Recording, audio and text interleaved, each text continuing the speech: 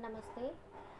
मैं आज आप लोगों को रहीम के दोहे पढ़ाऊँगी। रहीम के दोहों पर बात करने से पहले हमें रहीम पर एक छोटा सा इंट्रोडक्शन भी रखना आवश्यक है। रहीम का पूरा नाम अब्दुल रहीम खान खाना था। इनका जन्म लाहौर में हुआ था। इनके पिता का नाम बैरम खां था और माता का नाम सुल्ताना बेगम। ये मुस्लिम परिवेश में पैदा हुए थे और मुस्लिम तरीके से ही इनकी शिक्षा दीक्षा आरंभ हुई थी। और अचानक इनके पिता की मृत्यु के पश्चात इनका सारा दायित्व जो है वो अकबर ने ले लिया था। और अकबर इनसे इतने ज़्यादा प्रभावित थे, इनकी सूझबूझ, इनकी नीति और इनके वाक चातुर्य के द्वारा इतने ज़्यादा वो प्रभावित थे कि इन्होंने उन्हें शहजादे की उपाधि भी प्रदान की थी। रहीम को वीरता, राजनीति, राज्य संचालन, दानशीलता जैसे गुणों के कारण विशेष तौर पर जाना जाता है। और ये इन्हें साहित्य प्रेमी और ये बुद्धिजीवी भी थे। और ये रहीम ने तुर्की, अरबी, फारसी इत्यादि भाषाओं का भी ज्ञान लिया था। और इनके शिक्षक का नाम था मुल्ला मोहम्मद अमीम। रहीम के शिक्षक थे। ये मुस्लिम अनुयायी होते हुए भी अपनी काव्य प्रतिभा के द्वारा साहित्य की अद्भुत सेवा की है। रहीम की कई रचनाएं प्रसिद्ध हैं उनके दोहों के रूप में। रहीम दोहावली या सतसई, बरवै, मदनाष्टक, राग पंचाध्यायी, नगर शोभा, नायिका भेद, श्रृंगार सोरठा, फुटकर बरवै, फुटकर छंद तथा फुटकर कवितव सवये संस्कृत काव्य प्रसिद्ध है। रहीम ने तुर्की भाषा में लिखी बाबर की आत्मकथा तुजु के बाबरी का फारसी में अनुवाद किया। और मुआसिरे रहीमी और आईने अकबरी में इन्होंने खान खाना व रहीमी नाम से कविता की। रहीम का व्यक्तित्व बहुत ही प्रभावशाली और संवेदनशील था। वे मुसलमान होकर भी कृष्ण भक्त थे। रहीम ने अपने काव्य में रामायण, महाभारत, पुराण तथा गीता जैसे ग्रंथों के कथानकों को आधार बनाया। इन्होंने स्वयं को रहीमन कहकर भी संबोधित किया है। वह वास्तव में अद्भुत है। इनकी कविताओं में छंदों, दोहों में पूर्वी अवधि, ब्रज भाषा तथा खड़ी बोली का प्रयोग किया गया है। रहीम ने तद्भव शब्दों का प्रयोग विपुल मात्रा में साहित्य को समृद्ध करते हुए किया है। रहीम दास जी का एक दोहा है, रहीमन यही संसार में सब मिली धाही, ना जानी के ही रूप में नारायण मिली जाहे। इसकी व्याख्या इस प्रकार होगी कि कण कण में ईश्वर व्याप्त हैं। वो किसी भी रूप में हमारे सामने प्रकट हो सकते हैं। हमें किसी भी व्यक्ति का निरादर नहीं करना चाहिए, उसका अपमान नहीं करना चाहिए। क्या पता हम हर पल ईश्वर का ही अपमान करते हों। इसीलिए ये संसार नश्वर है, परंतु मनुष्य की आत्मा अमर है। वो जब तक इस दुख से भरे हुए संसार में जीवित है, भौतिकता से भरे हुए संसार में जीवित है, तब तक उसे हर मनुष्य का आदर करना चाहिए, क्योंकि सृष्टि के कण कण में ईश्वर का वास होता है। और मनुष्य हर ईश्वर को और हर मनुष्य दूसरे मनुष्य को सम्मान और समभाव की नज़र से देखे, तभी वह सुखी रह सकता है या ईश्वर को खुश रख सकता है या ईश्वर को पा सकता है। जो लोग ईश्वर को पाने के लिए मक्का, मदीना और बड़े बड़े तीर्थाटनों की यात्रा करते हैं, उससे बेहतर है कि वो एक मनुष्य को खुश रखे और उसका अपमान ना करे। और इस कहते हैं कि भौतिकता से भरे हुए संसार में अगर ईश्वर को प्राप्त करना है तो बिना मनुष्य की सेवा के या ईश्वर की प्राप्ति नहीं हो सकती। एक दोहा और है, दीरघ दोहा अर्थ के आखर थोड़े आही, जो रहीम नत कुंडली सिमिटी कूदी चढ़ी जाही। रहीम जी का कहना है कि दोहे भले ही 2 लाइन के होते हैं, परंतु उनके अक्षर जो होते हैं वो बहुत बड़े होते हैं। अर्थात दोहे शब्द 2 ही शब्दों से मिलकर बने होते हैं, परंतु उनका अर्थ इतना व्यापक और इतना विशाल होता है कि वो बड़े से बड़े भाव को भी व्यक्त कर सकते हैं। ठीक उसी तरीके से जैसे कोई नट अर्थात करतब दिखाने वाला जो बाजीगर होता है, वो अपने शरीर को कहते हैं कि वो अपने शरीर को जो है वो मोड़ कर या फिर बहुत सिकोड़ कर जो है एक पतली गली से निकल जाता है, जिसे सामान्य मनुष्य भी नहीं निकल पाते हैं। ठीक उसी तरीके से जीवन के बड़े से बड़े मर्म को दोहा जो है, 2 लाइन का दोहा ही जो है वो बहुत ही आसानी से सामान्य मनुष्य के भाव को अभिव्यक्त करने की क्षमता रखता है।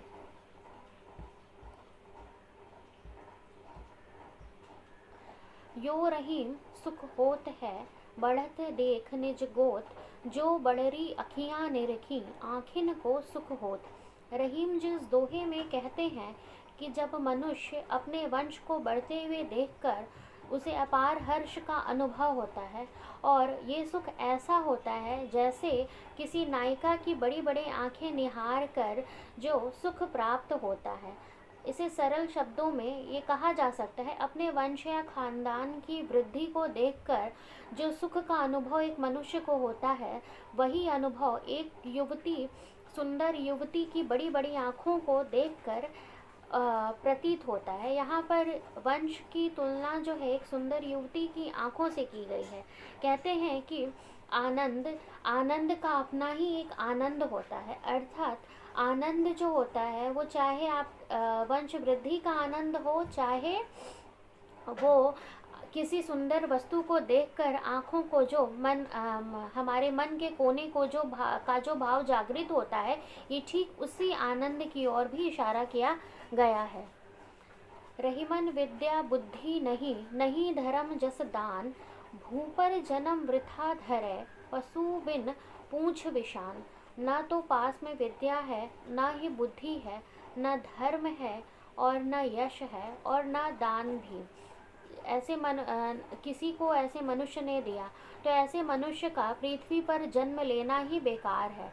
ठीक मनुष्य जो है, जिस तरह से मनुष्य, ये सारे गुण जो होने चाहिए, विद्या बुद्धि धर्म कर्म और यश और दान देना, ये जो प्रवृत्ति है ये प्रत्येक मनुष्य के अंदर होनी चाहिए। और जिस मनुष्य के अंदर ये प्रवृत्ति नहीं है उसका पृथ्वी पर जन्म लेना भी बेकार है, क्योंकि ये ठीक उसी जानवर की तरह है। जिस तरह से जानवर जो है उसके तो पूंछ और सिंग होते हैं, परंतु मनुष्य उस जानवर की तरह है जिसके पूंछ और सिंग दोनों ही नहीं है। कहा जाता है कि यह मनुष्य उस पशु की तरह है जो बिना पूंछ और सिंग का हो। इसलिए मनुष्य के अंदर जो है विद्या होना चाहिए, बुद्धि होना चाहिए, धर्म कर्म यश और दान की भावना होनी चाहिए। धरती की सी रीत है, शीत घाम औ में, जैसी परे सो सही रहे, त्यों रहीम यह देह। अर्थात इस दोहे में रहीम दास जी ये कहते हैं कि धरती के साथ साथ मनुष्य के शरीर की सहन शक्ति का भी वर्णन किया है उन्होंने। कहते हैं कि जिस तरह से धरती शीत ताप और हर दुख और सुख को सहन करती है, मनुष्य के अत्याचारों तक को भी वो सहन कर लेती है, जो कि भौतिकता के अतिशय दोहन की वजह से मनुष्य की धरती दृष्टिगत है। आज ठीक उसी तरीके से मनुष्य को भी सुख और दुख में धरती की ही तरह पीड़ा सहन करने वाला होना चाहिए। उन्होंने धरती की सहनशीलता की तुलना मनुष्य के सहनशीलता से करते हुए बताया है कि मनुष्य को विपरीत परिस्थितियों में कभी भी अपनी अच्छाई का त्याग नहीं करना चाहिए और हो सके तो हर संभव अपने अंदर की अच्छाई को जागृत रखना चाहिए। जिस प्रकार धरती सदा गर्मी वर्षा की विपरीत परिस्थितियों को झेल लेती है, उसी प्रकार मनुष्य का शरीर भी जीवन में आने वाले सुख दुख को सहने की शक्ति रखता हो। एक है दोहा, पावस देखी रही मन, कोयला साधे मौन, अब दादुर वक्ता भई, हमको पूछे कौन।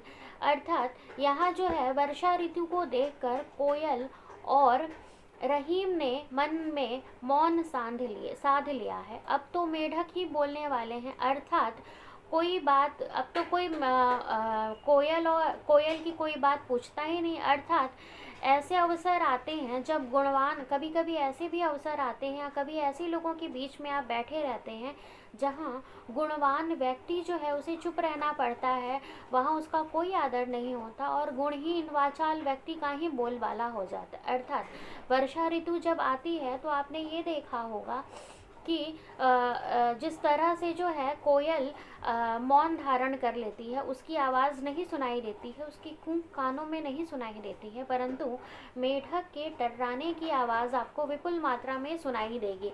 इसका प्रमुख कारण ये भी है कि मेढक वर्षा ऋतु में ही बोलता है, क्योंकि उसकी आवाज़ जो है वो कोई नहीं सुनता है। और वर्षा ऋतु ही एक ऐसा ऋतु आता है जब मेढक टर्राता है और वहीं कोयल मौन साध लेती है। अर्थात जब कभी कभी कभी कभी ऐसा भी समय आता है, कभी विद्वत जनों को भी चुप रहना पड़ता है और मूर्ख लोग संवाद कायम करते हैं, अपना ही ज्ञान भगाड़ते रहते हैं। रहीमन पर उपकार के करत न यारी बीच, मांस दियो शिव भूप ने डिन्हो हाड़ हाड़ दधीच। अर्थात रहीम कहते हैं कि परोपकार करने में यारी दोस्ती नहीं देखी जाती। अर्थात परोपकार करने के लिए, अच्छा कार्य करने के लिए जीवन में बहुत, इंसान को बहुत सोचना विचारना नहीं चाहिए। जिस तरह से राजा दधीची ने इंद्र को वज्र बनाने के लिए अपने शरीर की हड्डियों तक का दान कर दिया और राजा शिवी ने अपने मांस के टुकड़े तक को काट कर दे दिए लोक कल्याण के लिए, ठीक उसी तरह से हर मनुष्य को परोपकार करते रहना चाहिए। परोपकार करने के रास्ते में जो है ये नहीं सोचना चाहिए कि उसे कब परोपकार करना चाहिए और कब नहीं करना चाहिए।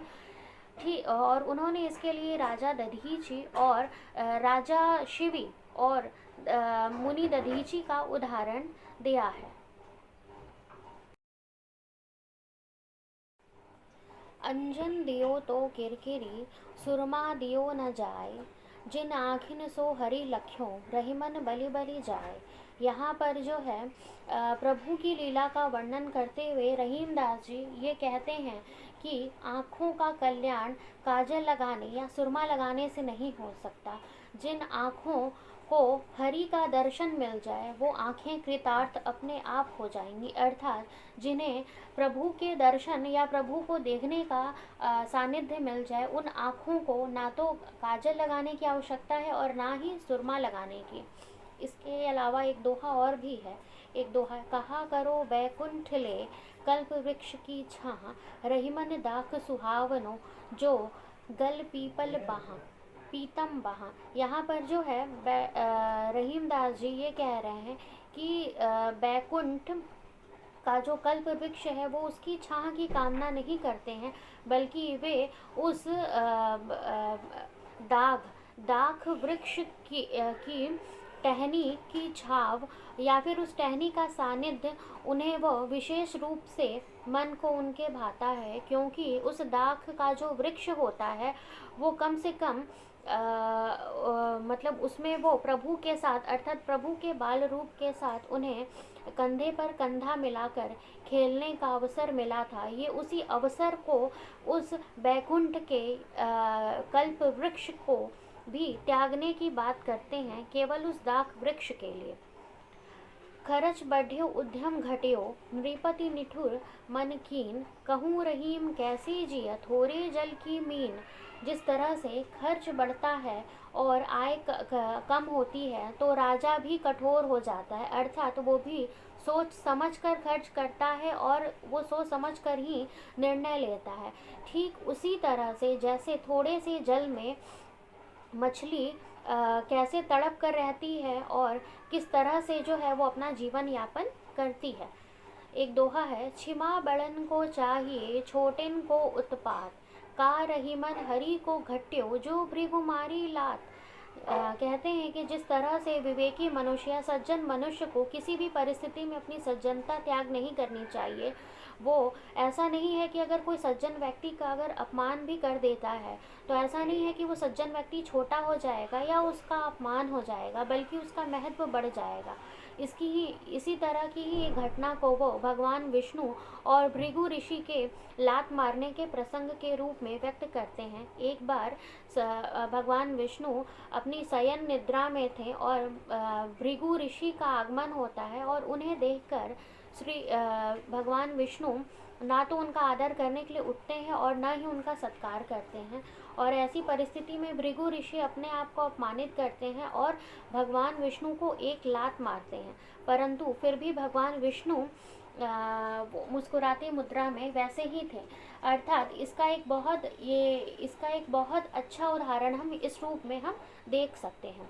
तरुवर फल नहीं खात है, सरवर पियहि न पान, कही रहीम पर काज हित, संपत ही सजहि सुचान। जिस तरह से वृक्ष अपना फल कभी नहीं खाता है और ना ही नदी अपना जल पीती है, उसी तरीके से जो दूसरों के हित में सोचने वाले जो मनुष्य होते हैं वो कभी अपनी संपत्ति जो है वो अपने व्यक्तिगत उद्देश्यों के लिए कम रखते हैं और समाज और दूसरों के लोक कल्याण के लिए विशेष तौर पर रखते हैं। ठीक है, तो यहाँ पर जो है आप उसी लोक कल्याण की भावना को जागृत करते हुए हर मनुष्य को रहीमदास जी लोक कल्याण की शिक्षा देते हैं। दादुर मोर किसान मन लग्यों, रहे घन माही, रहीमन चातक रटनी हूँ, सरवर को नाही। अर्थात यहाँ जिस दादुर का अर्थ यहाँ पर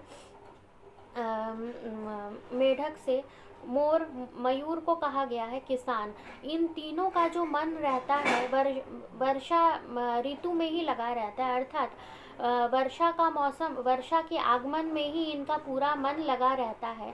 जिस तरह से चातक जो है पक्षी जो है वो प्यासी रहती है, उसी तरीके से जो है तालाब को देखकर भी प्यासी रह जाती है, वो स्वाति नक्षत्र के ही जल का बूंद ग्रहण करती है। उसी तरीके से ये जो दादुर है, मेढक, मोर और किसान, ये तीनों ही जो है ये वर्षा ऋतु के आगमन की प्रतीक्षा करते हैं, क्योंकि दादुर मेढक जो है वो वर्षा ऋतु में के जल से ही स्नान करता है। मोर जो है वो वर्षा ऋतु के जल से ही जो के आगमन पर ही जो है वो पंख फैलाने का उपक्रम करती है, और किसान को सुख तभी मिलता है जब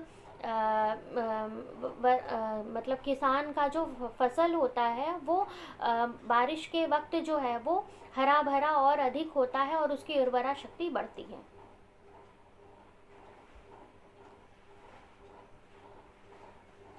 दीन सबको लखत है, दीननी लखै न कोय, जो रहीम दीन ही लखै, दिन बंधु सम होय। यहाँ पर ये कहा गया है कि जिस तरीके से दीन सबको लखत है, अर्थात जो दीन है, जो दीनहीन है, गरीब हैं, उनको कोई नहीं देखता, उनके विषय में कोई नहीं सोचता, और जो लोग गरीबों के विषय में सोचते हैं और उनके जीवन को संवारने की कोशिश करते हैं, उनको उन पर उनसे बड़ा ईश्वर कोई नहीं हो सकता, और उन्हें दिन बंधु की उपाधि देते हुए खुद ही ईश्वर की संज्ञा दी गई है।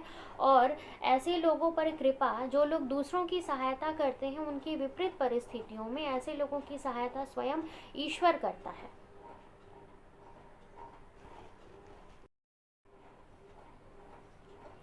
रहीमन विपदा भली, जो थोड़े दिन होए, हित अनहित या जगत में जाने परत सब कोय। अर्थात रहीमदास जी ये कहते हैं कि थोड़े समय की विपत्ति बहुत दिनों की विपत्ति या बहुत दिनों की खुशी से बहुत आनंददायी होती है, क्योंकि ये थोड़े समय में ही आपको बहुत कुछ सिखा जाती है। जो लोग आपके दोस्त रहते हैं, आपके हित रहते हैं, वो धीरे धीरे उनकी संख्या कम होने लगती है, और इसमें ये और जो लोग थोड़े बहुत लोग आपका जो साथ देते हैं, ऐसे लोगों की परख वहाँ हो जाती है। इसलिए विपत्ति को जो है रहीमदास जी ने सच्चा साथी मानते हुए, या फिर मनुष्य के विवेक को जागृत करने के लिए विपत्ति को भी आना आवश्यक माना है। कदली सीप भुजंग मुख स्वाति एक गुण तीन, जैसी संगति बैठिए तै सोई फल दीन। जिस तरह से कदली अर्थात मनुष्य की जो संगति है उस वैसा ही उसका सोच होता है। ठीक उसी तरीके से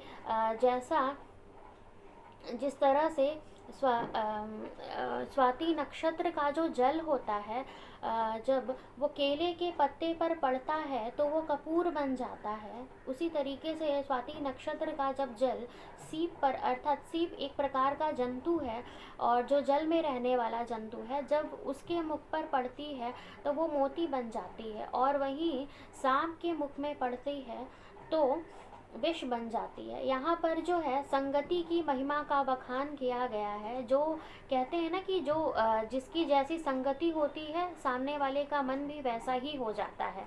यहाँ पर रहीमदास जी ने कहा है कि जिस मनुष्य की जैसी संगति होगी उसके मन में भी वैसे ही विचार ग्रहण अपने आप हो जाएंगे। इसके लिए उन्होंने केला, सीप, केले के पत्ते, सीप और सांप का उदाहरण देते हुए इसे स्पष्ट किया है।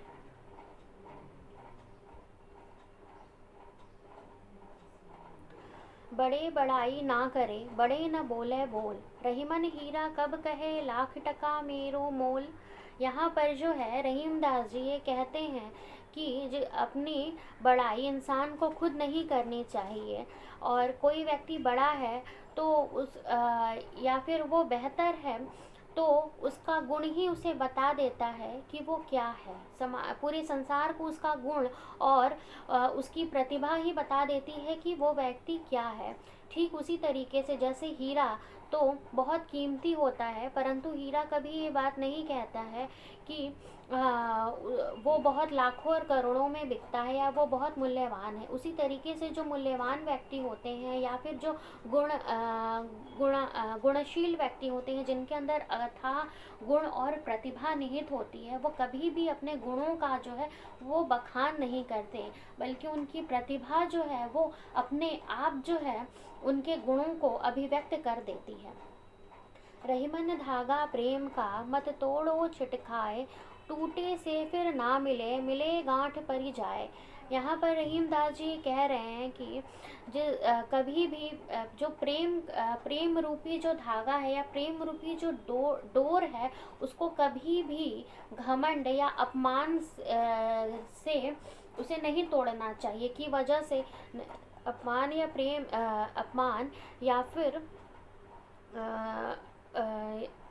अपमान या घमंड की वजह से उसे नहीं तोड़ना चाहिए।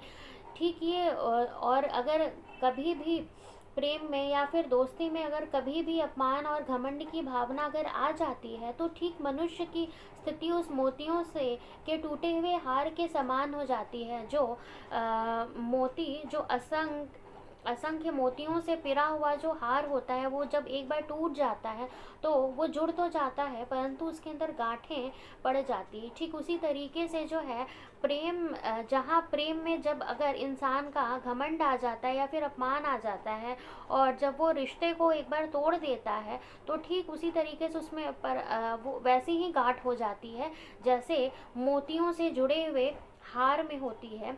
वो भले जुड़ जाता है, टूट कर भी जुड़ जाता है, परंतु उसके अंदर गांठ रहती है।